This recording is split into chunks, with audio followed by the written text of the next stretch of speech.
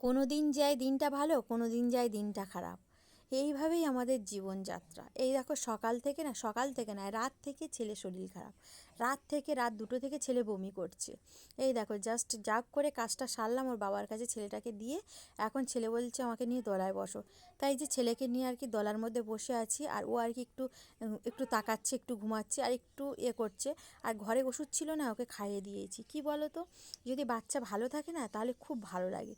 আর যদি বাচ্চা অসুস্থ হয় না, কোনো মায়েরই ভালো লাগে না। তেমন আমারও একদমই ভালো লাগে না।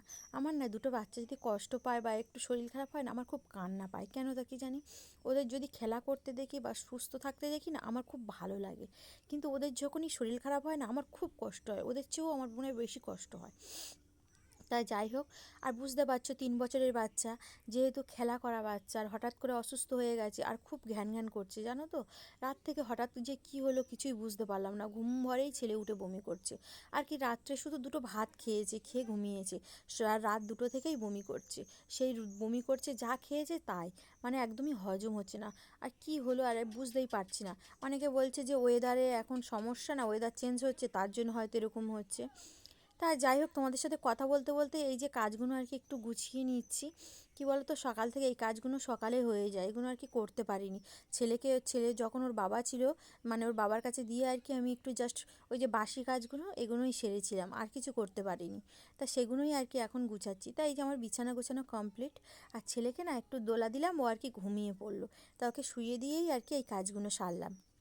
তাই এখানেও তাই জামা কাপড়গুলো একটু এলোমেলো হয়েছিল, এগুলোও গুছিয়ে নিলাম। কি বলো তো, আমার সংসারে তো আমার করতেই হবে, আর তো কেউ করার নেই। আর মেয়েটা থাকলে না, ও তো স্কুলে গেছে, ও থাকলে না অনেকটা কাজ আমাকে এগিয়ে দেয়। অনেক কাজ না ও আমার করে দেয় জানো তো, থাকলে। তা যাই হোক, এটা হচ্ছে কিছুটা সময় পর স্নান করে নিয়েছি। আর এখন একটু সিঁদুর পরে নিচ্ছি, যে এরকমই প্রত্যেক বাড়ির বউরা স্নান করে সকালে যেরকম সিঁদুর পরে।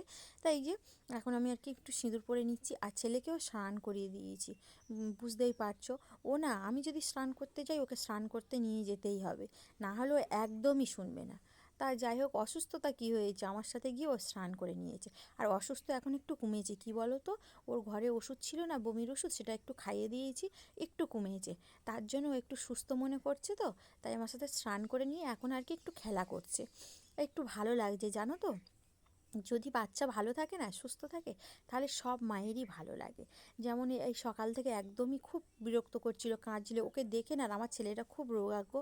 আর ওই রোগা পাতলা ছেলে তো, তার উপরে যদি শরীর খারাপ হয় না, একদম নেতিয়ে পড়ে। আর আরও কষ্ট হয়। আর এখন একটু খেলা করছে, ওষুধটা খাইয়ে দিয়েছি। তা কিছু খায় না, কিন্তু কিছু খায়নি সকাল থেকে। তা ও আর কি একটু খেলা করছে। তাই এই যে আমি স্নান করে সিঁদুর পরে নিয়েছি। তা যাই হোক বন্ধুরা, ভিডিওটা দেখতে থাকো। তো এই যে এখন বসে বসে আর কি পেপসি খাচ্ছি। মেয়ে স্কুল থেকে এসে পেপসি এনেছে, আর খুব না গরম পড়েছে। ছেলেও বলছিল আমি পেপসি খাবো, তা ওর জন্য আনা হলো পেপসি। তুমি এই বলে দাও, দেখো। তুমি এখন ভালো আছো? বলো। হ্যাঁ, বল ভালো আছি এখন। এখন আর আমার বমি হয় না, বলে দাও। তুমি বলো। বলো না, তুমি বলো। টাকাটা আমাকে দাও। বলো বলো, এখন আমি ভালো আছি। বলে এই দেখো আমি পেপসি খাচ্ছি। দেখাও দেখাও, ওদেরকে দেখাও। ওই দেখো, ওই দেখো, ওই দেখো। তারপরে এই দেখো একটু সুস্থ হয়ে গেছে, বলছে দোলার মধ্যে শোবো। শুয়ে দেখছো নাটকটা, শুধু দেখো। তা যাই হোক বন্ধুরা, গুড ইভিনিং। এটা হচ্ছে বিকালবেলা।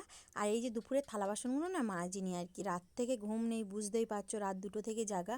তার জন্য একটু ঘুমিয়ে পড়েছিলাম খাওয়া দাওয়া করে। আর এমনিতেই আমি দুপুরের থালা বাসন মাজি না, সেটা আর কি বিকালে মাজা হয়। তা যাই হোক, এখানে আর কি এগুলো মেজে ধুয়ে নিচ্ছি। আর একটু জামা কাপড় ভিজানো ছিল, সেগুলো আর কি থাবড়ে নিচ্ছি আর কি। তা চলো বন্ধুরা, ভিডিওটা দেখতে থাকো। আবার বিকালে না ছেলে বমি করছিল গো। তাই এই যে এখানে চলে এসেছি আর কি। এই যে নারকেল পাতাগুলো না, আমার আর কি ঝেঁটার কাঠি নেই। একটা একটু কাঠি ছিল, সেটা দিয়ে একটা ঝেঁটাই বেঁধেছি আর কি 2 দিন আগে। আর এখন না কাঠি নেই, তার জন্য এখানে আর চলে এসেছি ঝেঁটার কাঠি তুলতে। তাই এই যে ঝেঁটার কাঠি তুলতে এসেছি। আর আমার ছেলে না খুব বমি করছে। আমি হাজব্যান্ডকে ফোন করলাম, তা ও বললো যে আমি এসে গেছি প্রায় কাছাকাছি, তুমি বার হও রেডি হয়ে। বার হলে তা নিয়ে ডাক্তারখানায় যাবো। কি বলো তো, ডাক্তারখানাটা না আমাদের এখান থেকে একটু দূরে গো। আর হেঁটে যেতে গেলে না খুব কষ্ট হয়। আর গাড়িও আছে, কিন্তু অনেকটা হেঁটে যাওয়ার পরে তারপরে গাড়ি। তার জন্য আর কি হাজব্যান্ডকে ফোন করলাম, ও বললো যে আমি আসছি, তোমরা রেডি হয়ে আসো। তাই এই যে ছেলেকে নিয়ে আর কি বার হয়ে গেছি। আর ও ওইদিকে দেখতে পাচ্ছ কাঁদছে, মানে বলছে আমার কেমন হচ্ছে মা, আমি যে কষ্ট হচ্ছে, এই সব করছে। কি বলো তো, একদমই ভালো লাগছে না। তা তা যাই হোক, এটা হচ্ছে অনেকটা সময় পর, এখন প্রায় কিন্তু রাত 8:30 বাজে।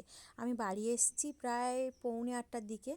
এসে আর কি তাড়াতাড়ি করে দুটো গ্যাসে দুদিকে জ্বালিয়ে এই যে রান্নাটা করলাম। এখানে হচ্ছে ডিমের ঝাল করেছি, আর ওখানে আর কি ওই যে কুদলি আলু ভাজা করেছি, আর ছেলের জন্য না কোলা আর আলু ভাতে দিয়েছি, ওকে খাওয়াবো।